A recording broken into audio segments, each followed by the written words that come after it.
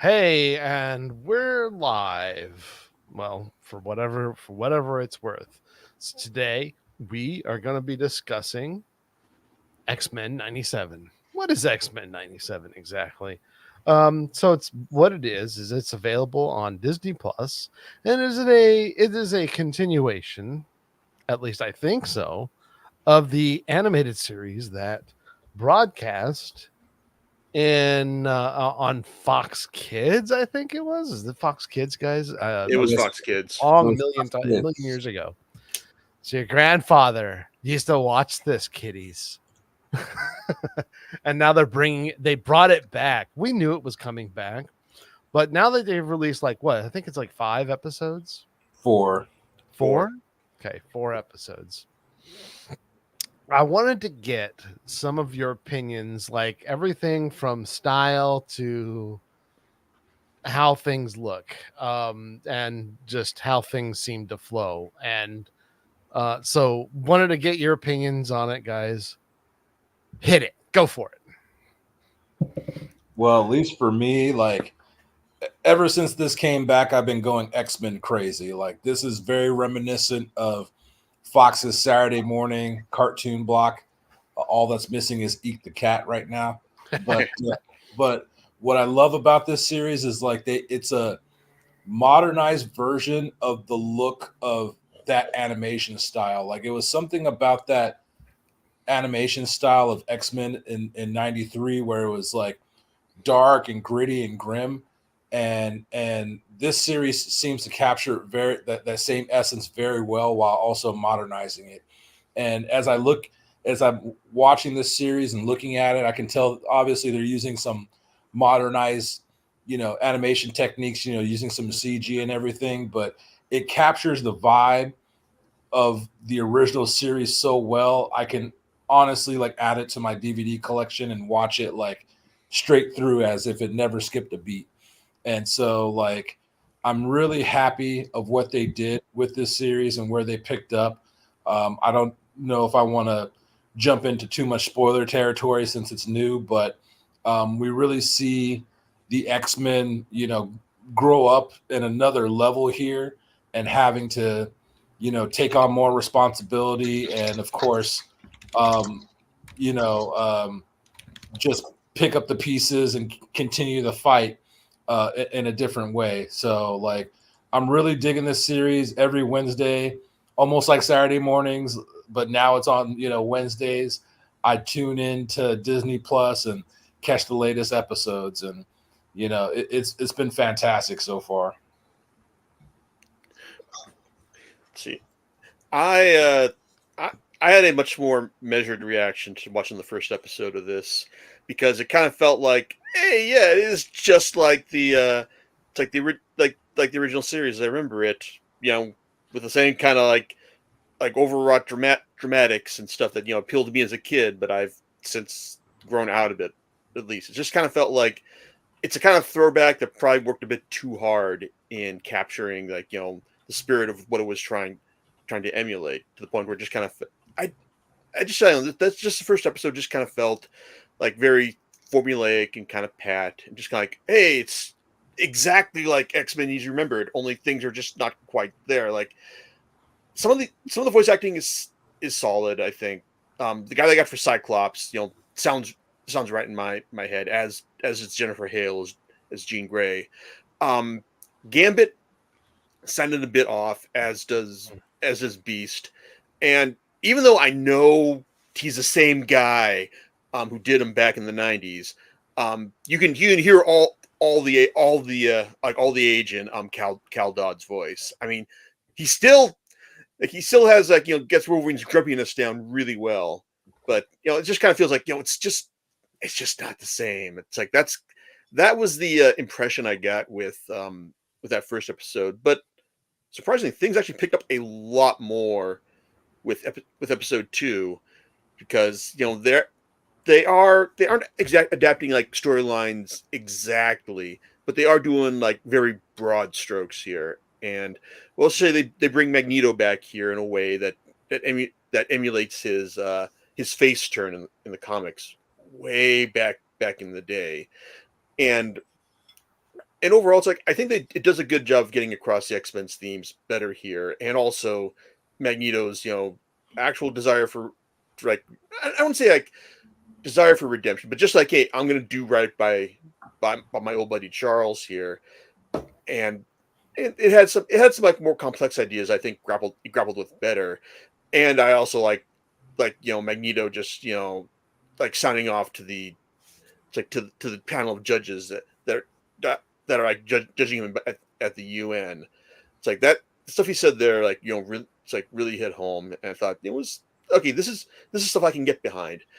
And there's also some like actual solid comedy bits in there, such as when Wolverine winds up having to help deliver a baby, which it's like I guess if we're trying to be spoiler friendly here, then let's just say that it's fun seeing him drive on the sidewalk to get this kid and its mother to the hospital on time, and the shenanigans that ensue when it happens, and also when he's trying to tell them the bigoted doctor saying we don't do mutant deliveries here. It's like, what if they need a C-section?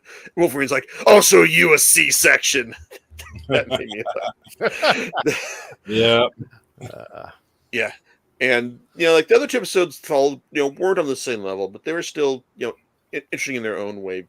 Like, well, the third one was kind of like, well, this escalated quickly because it's adapting another. Well, it's doing a very, very broad strokes adaptation of Inferno, and I don't know if they're going to, go back and do things in more detail later. But yeah, it's like let's just say that there's an issue. Jean's having some identity issues, and these things just go whoa, way over the top really quick. But I don't know. It's like it gets across the broad strokes the idea. And if I'm gonna like take issue with it, I'm gonna take issue with the fact that I really like comics modern day interpretation of Mr. Sinister rather than just like the creepy guy in the shadows planning, I'm going to get my hands on the Summers and on the Gray and the Summers DNA together and their kid, and I'm going to be most powerful mutant ever, than the gloriously camp mastermind who's just trying to succeed so hard and yet just can't quite pull it off that Kieran Gillen has gave us in the comics.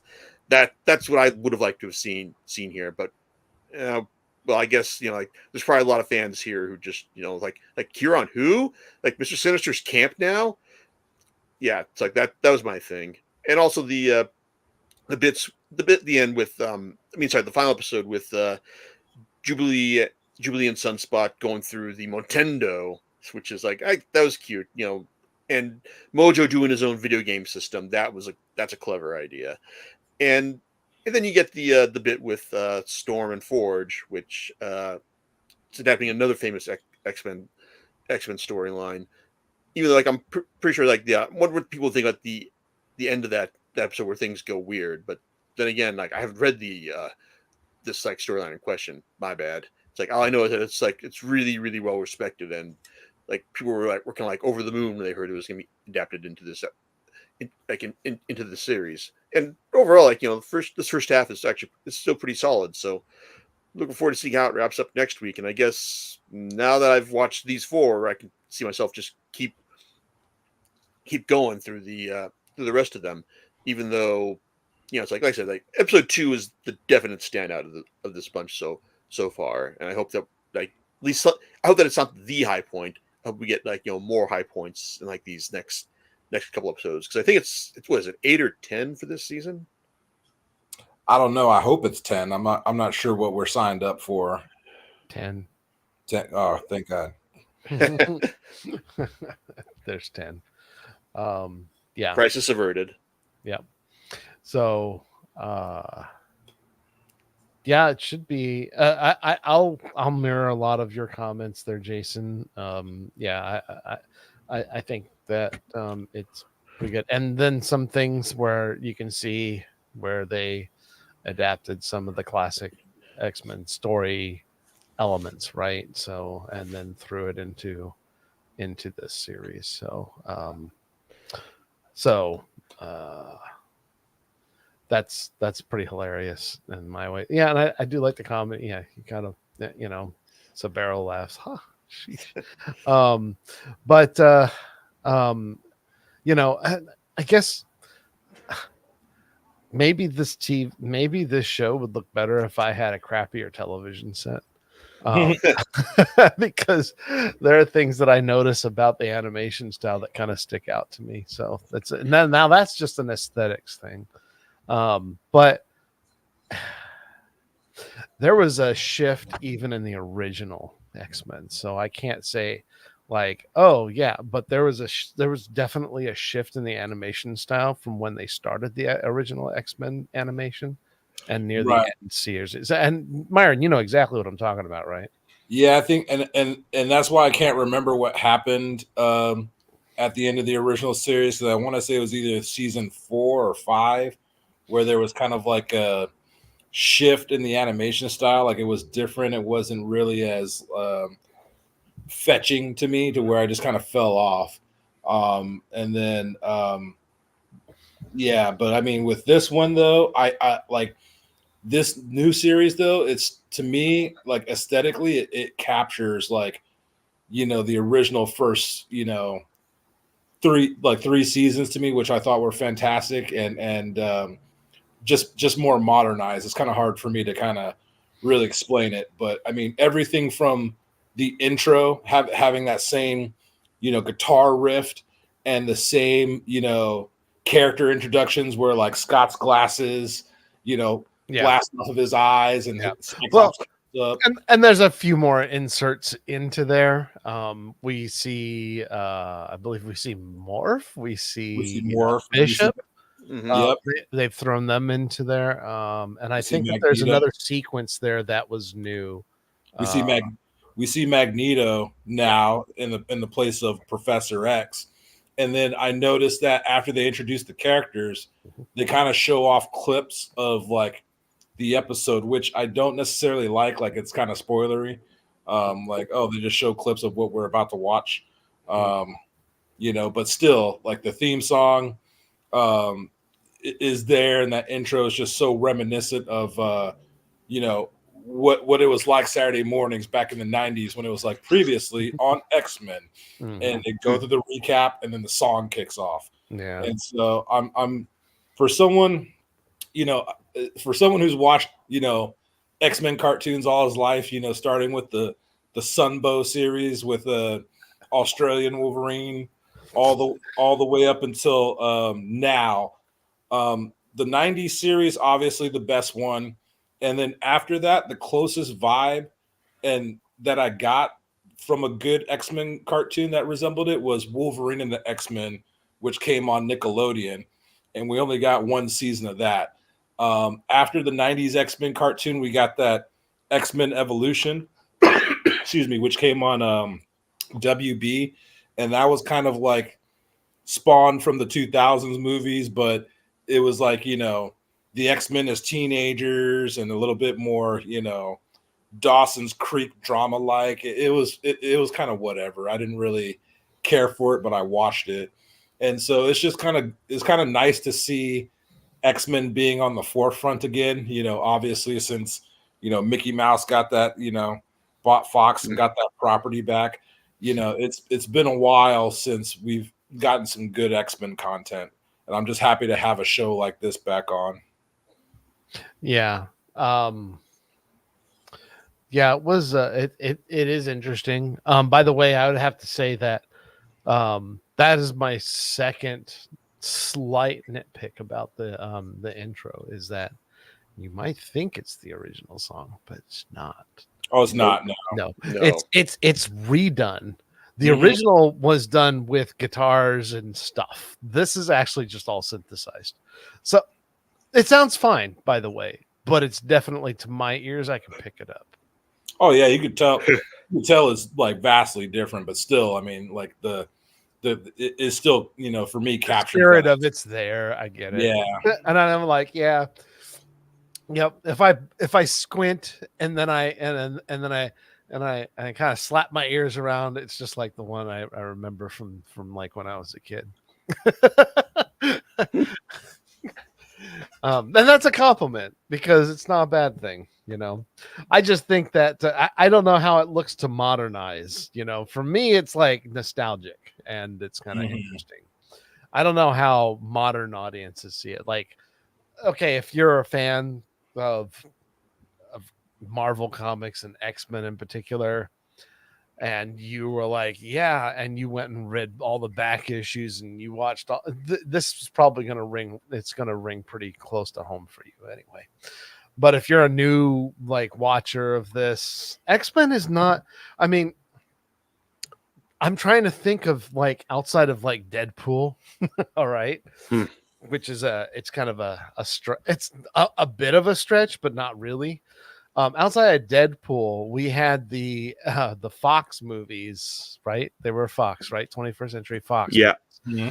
That was the last set of media we had, and we actually it was the what was that? The movie I didn't even watch. Dark Phoenix. Thank you, Dark Phoenix. So I didn't even watch that one, and I was like, eh. So you know that, and that was a while ago. When was that one? When did Dark Phoenix come out? I want to say 2016 or 2018? Yeah, Something like that. I haven't watched that one either, to be honest with you. not I guess it makes me the only one who saw it. And I wouldn't say it's the worst superhero movie I've ever seen, but it was just really kind of boring and dispassionate. You said phoned in performances, et cetera, et cetera. Yeah. And that's sad. That's really sad. Yeah, I think like director Simon Kinberg is still in movie jail as a result. He hasn't directed anything since. Movie jail. Ooh, that's a damn shame. I mean, he's probably gone back to his day job of writing, but no more directing after this. Yeah. Yeah, but those like the original X-Men, like I think of the original trilogy, and of course you had the Wolverine movies and things like that. But it's been a while since those have been on, and definitely I think most of that was minus some of the First Class stuff was pre Iron Man, right? Like, am I correct in that? No, I don't think First Class. I think First Class came out after Iron Man, actually. Well, yeah, but before that, yeah, 2011. Yeah, and so was First Class. See, now I'm having a hard time because of my memory. All right, so First Class, and then Days of Future Past came out after that. Yeah. Yes. Yeah. So it was like that to that. So you had to be able to tie, if you're like if you watch the movies, you had to be able to tie some of that to that. And then but then the animated series is its own beast. So in other words, what I'm trying to say is like X-Men has not got a lot of press. It has not gotten a lot of exposure in terms of media. And this is really the first new stuff we've seen in a bit, minus the Deadpool stuff, right? Right, because I mean, to your point right there, it's like, if you look in the 90s, if you look back to the 90s, like Spider-Man and X-Men were like at the forefront of Marvel marketing, basically, like all the toys, cartoon series, merchandising, and then of course, after that, we got Fantastic Four, Hulk, Iron Man cartoons and everything, but X-Men and Spider-Man were like the top two franchises, and then of course after the Disney purchase of Marvel, I felt like because Fox still had the rights to the X-Men movies, it was almost as if they were trying to push X-Men to the back and then shove Inhumans down our throats. This is true. During that time, like, yeah, because we can't do this, you're gonna take these guys and like them. They're kind of like X-Men, but not. And it's like, nah, we want Wolverine, we want Cyclops, we want these characters. And now that Disney bought Fox, we're getting X-Men back in the forefront, like in a major way, like as you're saying. So yeah, it hasn't been until like you said. I remember in the early 2000s, like X-Men, X2 heavily marketed, and you found toys in the toy store, Happy Meal, collaborations and things like that. And then it was like, I think it was after Days of Future Past where like you didn't see them marketed as much. Like they were just kind of like, pushed off to the back, like trying to not necessarily hype up Marvel wasn't necessarily like hyping up the X-Men and putting them out there as much as like we were used to. Yeah. Um, and we're not going to talk about like potential X-Men showing up in like WandaVision and stuff like that. No. Just Easter eggs there. Yeah, exactly, or whatever else. So, Yeah. so timeline there was X-Men Days of Future Past 2014, X-Men Apocalypse 2016, Boo. and Dark Phoenix in 2019, which I Boo. didn't see. Yeah. I'll go to bat for Apocalypse. It was cheesy as hell, but it was really entertaining in its cheesiness. Did we see that one? Yeah, we did see that. We saw it at up in San Jose. Like they saw that theater down within walking distance of the convention center that year. Yeah, Yeah, Steve was there too. that's right. That's right. Yeah, it's okay.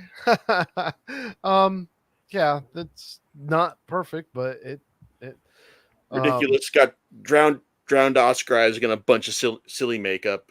It's like, yeah, like him trying to get Magneto into taking over the world again. But you had this truly badass sequence with Quicksilver trying to saving everyone in the mansion.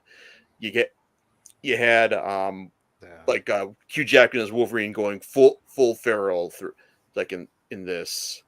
It's like and some like overall decent action like overall. I mean, but also just like lots of cheeseball stuff. I mean, like when Cyclops isn't this one where like Cyclops has his powers awakened when he's in school and just like rips the school in half using his eye beams. Yeah, there you go. So stuff like that. Yeah. So yeah, I enjoyed X-Men Days of Future Past. Just going fun. back, like I think that and everybody said like, okay, here's the soft reboot. Here's where they can just take this franchise and run with this new cast, and it really didn't happen. Right? Nope. I mean, it's just like it kind of like it was a fizzle and then a plop, basically. They figured well, we like the guys we got so far for this stuff, and we're just gonna keep running with them. And well, it's like apparently like they just kind of like started running downhill from there. Because I mean, like I said, Apocalypse was cheeseball, but Days of Future Past was legitimately entertaining, legitimately great. Yeah, exactly. So since we pivoted out of animation into the movies, but my point being is like, I guess, the diminishing returns of these really probably didn't draw in the audience. I mean, Deadpool brought more in, Well, it is like the biggest grossing like X-Men related movies by a very wide margin. Yeah. There's a reason it's called like Deadpool. New one's called Deadpool and Wolverine, not Wolverine and Asshole. Yeah. Where, Hugh Jackman's going to, how should we say it? Put the claws back on, I guess. So yeah, I'm looking forward to seeing that. Regardless, I think that going back to the cartoon, I think it looks fine. It definitely does look modern, and the animation looks CG-ish to me in a way. I also think it's kind of like impressive how it's like kind of like Invincible. It really does the like the action scenes better than the conversation scenes. Like a lot of times it kind of feels like most of these characters are just kind of standing around talking. But then this is when they actually have to do an action sequence. Like the staff just wakes the hell up, and it's like, wow, this is actually really slick. So I don't know why that's the case between these two shows, but hey, more power to them for making like the good stuff sing when it needs to. Yeah. Yeah, but at least for me, it's like I've been waiting for this show to come out for like the past 2 years, or ever since they announced it, and so far hasn't disappointed. Been very impressed and entertained, and quite honestly, like it makes me want them to do a Spider-Man 97 because they never finished that. They never finished that series off properly either. So hopefully this is a good sign of more to come. But I'm even like right now, this series has got me on my X-Men hype right now. As I talked to you guys before the podcast, I bought this Penguin collection book. Earlier today, I was playing X-Men Mutant Apocalypse on Super Nintendo, the one made by Capcom. I forgot how dope that game was.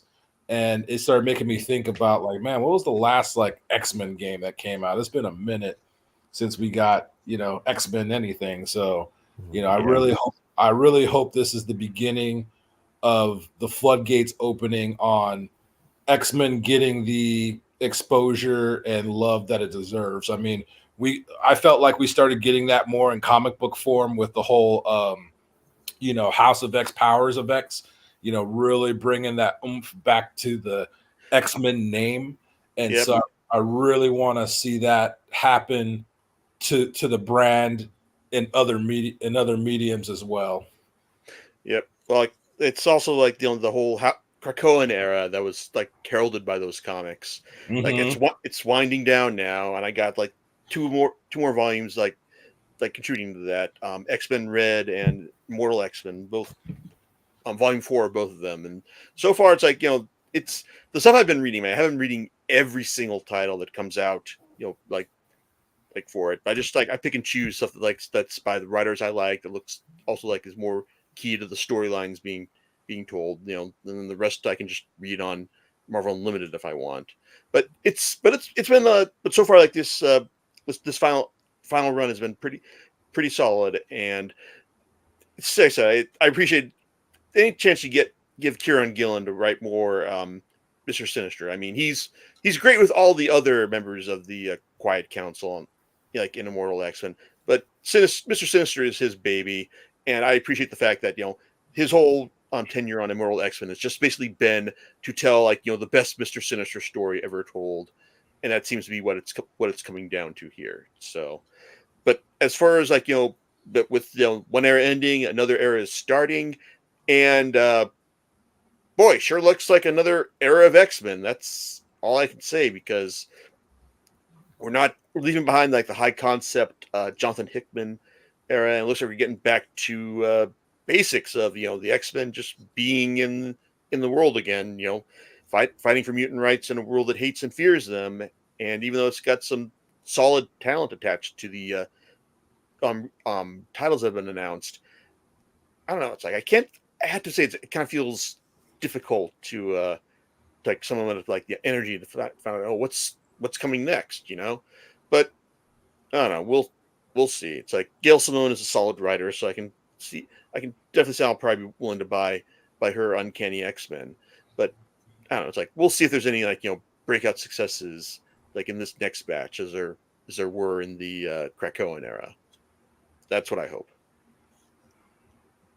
Yeah.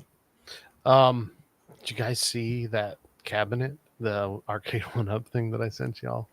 Oh yeah. Wait, was that the one that had Marvel vs. Capcom 2 and the X-Men97 artwork? Yep, that's right. Yeah. It has that. It has like X-Men versus Street Fighter. Yeah, just all the just lots of cool, and the Marvel superhero. It's just all these cool games, and I was like, oh, that's kind of nice. Yeah, because and that's all representative of like basically Jim Lee's X-Men. And I think that's why I love the X-Men 90s cartoon so much, because like I do remember we had this discussion before about the Sunbow cartoon, and I love that too, with Australian Wolverine, and Kitty had had a different team. It's I like that one. It's well animated. It really is. It's well animated, and it's outside of the Australian Wolverine, I mean, it's not a bad story. Yeah, no, it is, like you said, is very well. I think like had they proceeded, what could have been, like what could have been with the X-Men? Would it have been as successful or blown up the way it had, or would have blown up differently? Like, who knows? But during that time, I remember, without knowing who he was, Jim Lee. I remember buying X-Men #1 just because it had that bifold cover. And I was like, man, this artwork is so awesome. And of course, I've always been an Iceman fan because he was roommates with Peter Parker and Firestorm or Firestar. But you know, I just remember buying that book and I'm like, man, like this guy's artwork is so awesome. Like, man, this issue is so dope. And then when the X-Men cartoon came out, like those are the designs we got in the cartoon. And so for me, you know, that's the look of Cyclops. That's the look of Gambit and Rogue and Wolverine, like all those characters. And so, you know, like I love the fact that they're continuing with X-Men 97 and bringing that out and continuing on with that look. And so that's why I've been kind of fanboying right now, playing those style of games like you know, Marvel vs. Capcom and X-Men Children of the Atom and Mutant Apocalypse and stuff like that. It's just all those games came from that era. And so like I really appreciate like them working on this X-Men 97 project and bringing that back out. And again, lighting the fire under X-Men fandom. You know, whether you read the books or not, at some point in your life, if you're in your 30s and 40s, at some point in your life, you've watched this X-Men cartoon. This is true. Indeed. Yep. Okay. With that, anything else you wanted to mention about this? I mean, or just in general? I think it could be the shot in the arm that Marvel needs right now is to really bring back more interest in the X-Men. I mean, it is one of their strongest franchises. Let's admit it, right? Yeah, I mean, this is what they could use. Yeah, well, most definitely, because like, let's face it, like, you know, before the MCU, before Disney bought Marvel, excuse me, you know, all the studios were doing, you know, their respective movies that they purchased. You know, Sony with Spider-Man, Fox with X-Men and Fantastic Four and Daredevil, and you know, Universal with Hulk. And so everyone was doing their, you know, their movies. And then, you know, once they started building up this MCU, it's like, well, we need to, you know, bring out other characters. We need to do other movies. And like, I've always been an Iron Man fan and loved Iron Man, but let's face it, Iron Man was kind of like a bench player. Like he wasn't on the starting lineup per se, and nor was really Thor or Captain America. But with these modern movies that they made, like you see kids wanting to dress up as Iron Man over Spider-Man, or, you know, wanting to be Thor over Wolverine. Like they really brought these other characters to the forefront and made them more popular to the mainstream, because they couldn't do X-Men movies or things like that anymore, or not, I shouldn't say anymore, but at that time. And so yeah, now that, you know, they have control of all these properties again, it's like it's time to bring X-Men back to the throne that, you know, they deserve. Yeah. Remember Shellhead? Yeah. All right. Yeah. I mean, like how was that? I said I love Shellhead, but he's dead. Yeah, exactly.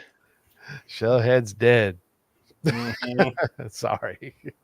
But regardless, it's sort of this is the thing. Like I said, I'll keep arguing it. And hopefully we'll be able to see a good revival of it, right? I at this point, like, I'm really hyped on Deadpool, and I'm really hyped to see what they do to bring mutants into the MCU and how they're going to introduce the X-Men.